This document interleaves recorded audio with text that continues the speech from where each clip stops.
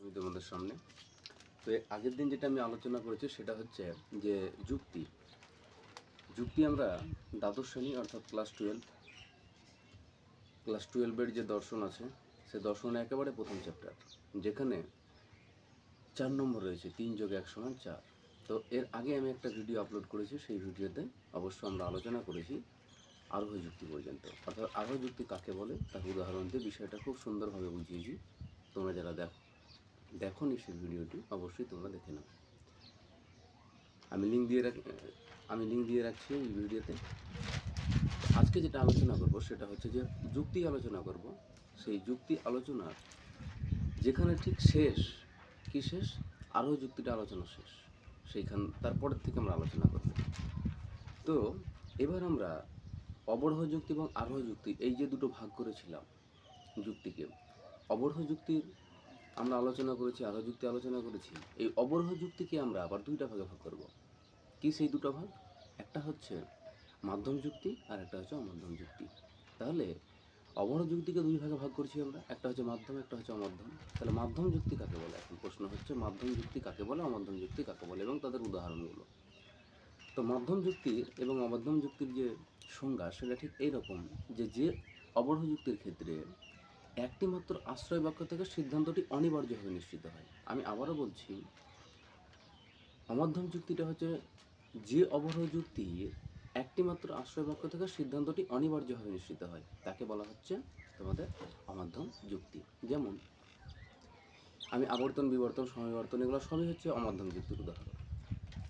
যদি আমরা আলোচনা করি যে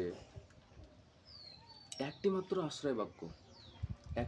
আশ্রয় বাক্য থেকে সিদ্ধান্তটি অনিবার্যভাবে নিশ্চিত হবে, তাহলে একটা এক্সাম্পল দেওয়ার চেষ্টা করি। আমি আবর্তন থেকে দেওয়ার চেষ্টা করতে পারি, বিবর্তন থেকে দিতে পারি, সমবিবর্তন থেকে দিতে পারি। এখানে মূল জায়গাটাই হচ্ছে একটি মাত্র আশ্রয় বাক্য থাকছে, বাস, আর সিদ্ধান্ত তো অবশ্যই একটি থাকছে। তাহলে আমি দেখছি আবর্তন থেকে একটা উদাহরণ দিচ্ছি তোমাদের জন্য। সেটা হচ্ছে যে সকল মানুষই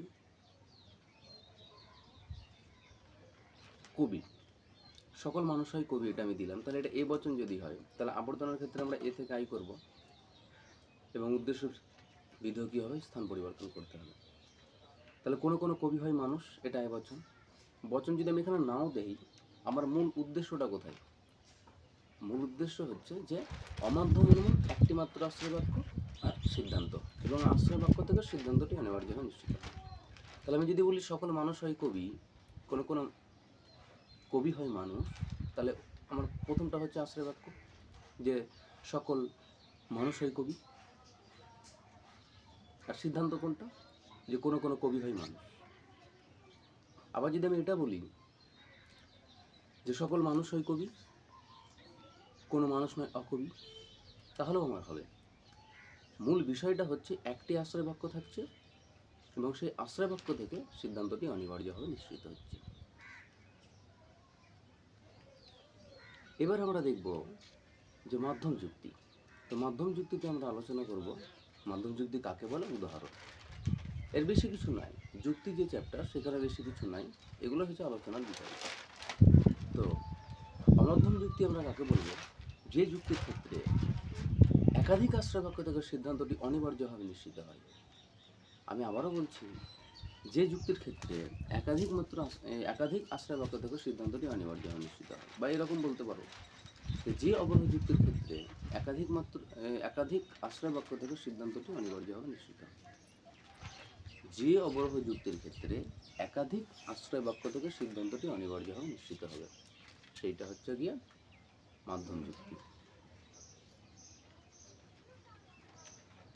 অর্থাৎ এখানে একাধিক আশ্রয় বাক্য থাকবে। কীরকম একাধিক? যদি আমি একটা এক্সাম্পল দেই, যে সকল মানুষ হয় মরণশীল, রাম হয় মানুষ, অতএব রাম হয় মরণশীল। তাহলে সকল মানুষ হয় মরণশীল, তাহলে মানুষ মরণশীলের অন্তর্গত। রাম হয় মানুষ, তাহলে রাম কার অন্তর্গত?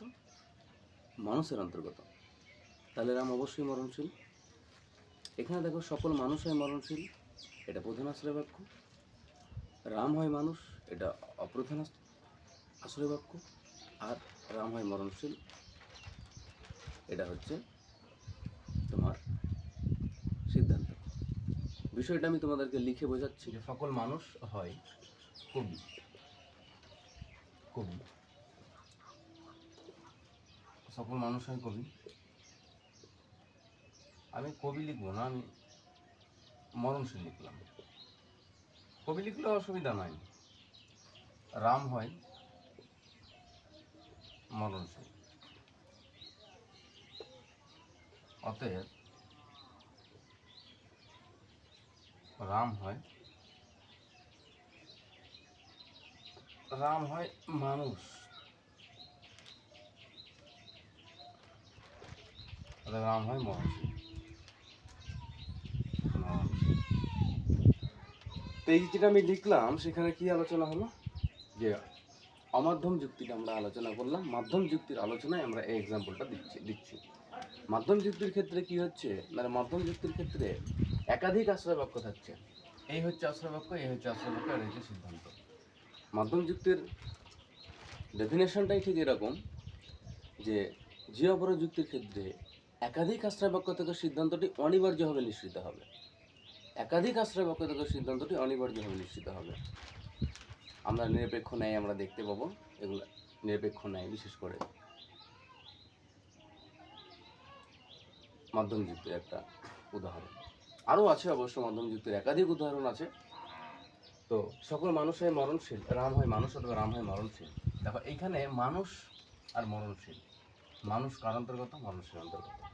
আর এই রাম কার অন্তর্গত? মানুষের অন্তর্গত। আর রাম তাহলে অবশ্যই কী হবে? মানুষের অন্তর্গত হবে। তাহলে এখানে মূল যে জায়গা সেটা হচ্ছে একাধিক আশ্রয় বাক্য। এই হচ্ছে গিয়ে সকল মানুষ হয় মরণশীল, এটা প্রধান আশ্রয় বাক্য। আর রাম হয় মানুষ, এটা হচ্ছে অপ্রধান আশ্রয় বাক্য। একাধিক আশ্রয় বাক্য থেকে সিদ্ধান্তটি অনিবার্যভাবে নিশ্চিত হচ্ছে। অনিবার্য শব্দের অর্থ হচ্ছে যার বিপরীত কোনো কিছু ঘটা সম্ভব নয়। অর্থাৎ রাম যদি মানুষের অন্তর্গত হয়, তাহলে রাম অবশ্যই মানুষশীল হবে। সকল মানুষ মনশীলের অন্তর্গত হলে রাম অবশ্যই মানুষ, আর রাম যদি মানুষ হয় তাহলে অবশ্যই সে মনশীল হবে। অর্থাৎ মানুষ মরণশীলের অন্তর্গত, মরণশীলের অন্তর্গত মানুষ, রাম মানুষের অন্তর্গত, তাহলে রাম অবশ্যই মনশীলের অন্তর্গত হবে। এটা খুব স্বাভাবিক একটা বিষয়। তো যাই হোক, যে আমরা আলোচনা করে দিলাম মাধ্যম অমাধ্যম। তো এ পর্যন্ত আমাদের যে আলোচনাটা হলো সেটা আমি আরও একবার বলে দিই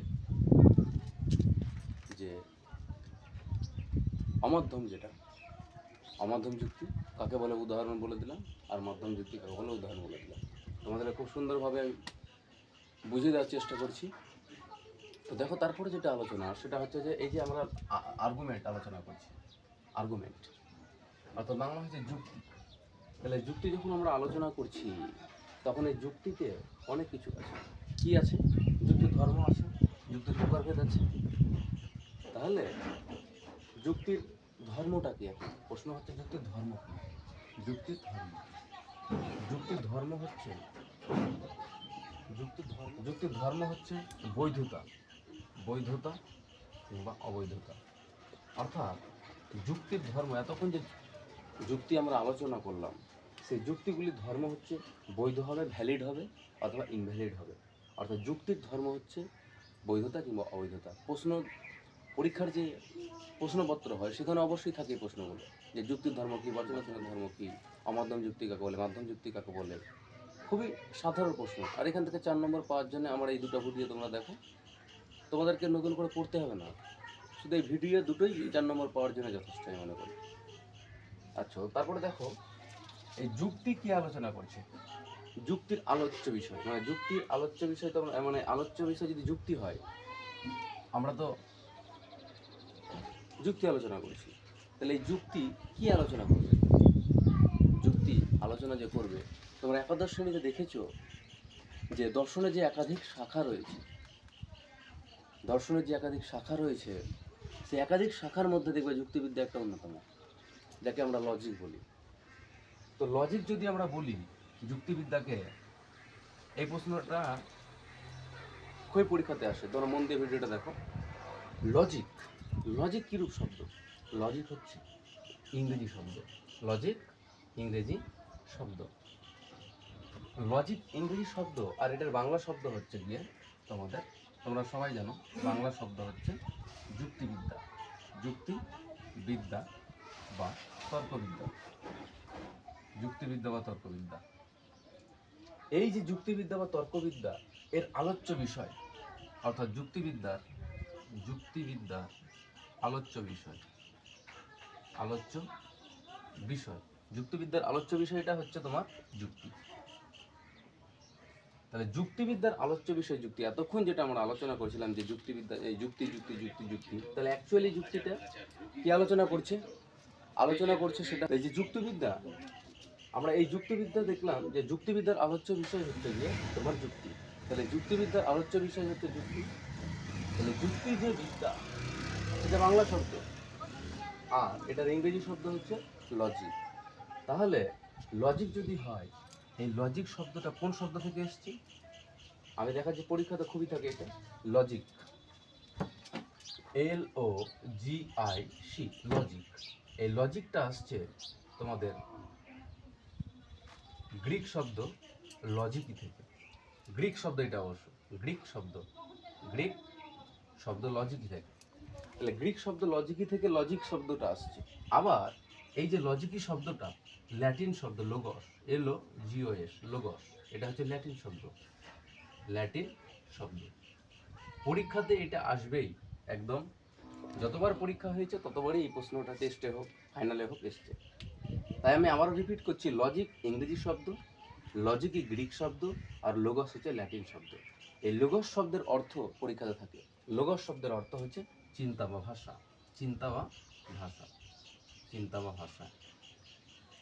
বেশিরভাগ ক্ষেত্রে লোগস শব্দের অর্থ চিন্তাই দেয়। প্রায় প্রশ্নপত্রতে আমি দেখেছি, বা আমরা এটাই আলোচনা করব যে লজিকই লোগস শব্দের অর্থ হচ্ছে চিন্তা বা ভাষা। এই গেল বিষয়। তাহলে এই এখন যুক্তি যে আলোচনা হচ্ছে সেটা কোথায় আলোচনা করা হচ্ছে? যুক্তিবিদ্যার মধ্যে আলোচনা করা হচ্ছে। তাহলে যুক্তিবিদ্যার আলোচ্য বিষয় হচ্ছে যুক্তি। আবার দেখে নিব যে লজিকই আর লোগস। লজিক হচ্ছে ইংরেজি শব্দ, যার বাংলা প্রতিশব্দ হচ্ছে যুক্তিবিদ্যা। লজিকই হচ্ছে গ্রিক শব্দ, আর লজিকই শব্দটা আসছে ল্যাটিন শব্দ লোগস থেকে। লোগস শব্দের অর্থ হলো চিন্তা বা ভাষা। তাহলে এই হচ্ছে মোটামুটি একটা যুক্তি যে চ্যাপ্টার, সেই যুক্তি চ্যাপ্টার থেকে আলোচনা করা হলো এই যে বিষয়গুলো। এবার যুক্তিবিদ্যা যেটা আমরা বলছি, অর্থাৎ লজিক, তাহলে লজিক কাকে বলে? যার বাংলা হচ্ছে যুক্তিবিদ্যা, বা যুক্তিবিদ্যাই কাকে বলে? তো যুক্তিবিদ্যা হচ্ছে, সংজ্ঞাটা ঠিক এরকম হবে যে দর্শনের যে শাখা যুক্তির বৈধতা এবং অবৈধতা নিয়ে আলোচনা করে।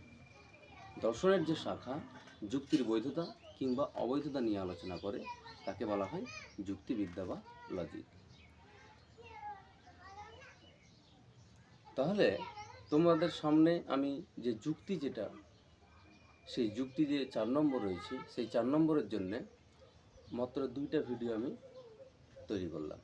তো অবশ্যই শুরু থেকে শেষ পর্যন্ত 2টা ভিডিওই দেখবা, আর ভিডিওটা কেমন লাগছে সেটা তোমরা অবশ্যই কমেন্ট করে আমাকে জানাবে। আমি চেষ্টা করব তোমাদের সামনে আরও নতুন ভিডিও নিয়ে আসা। প্রত্যেকেই তোমরা ভিডিওটা শেয়ার করে এক অপরের মাঝে। অনেক শিক্ষার্থী এই ভিডিওটা দেখে হয়তো উপকৃত হবে। আমি চাই শিক্ষার্থীদের কল্যাণ হোক। চেষ্টা করব তাদের প্রয়োজন অনুসারে প্রতিটা ভিডিও খুব সুন্দরভাবে তুলে ধরা, বিষয়গুলোকে খুব সুন্দরভাবে তুলে ধরার চেষ্টা করব। অবশ্যই তোমরা ভালো থাকিও। দেখা হবে আবার পরের ভিডিওতে।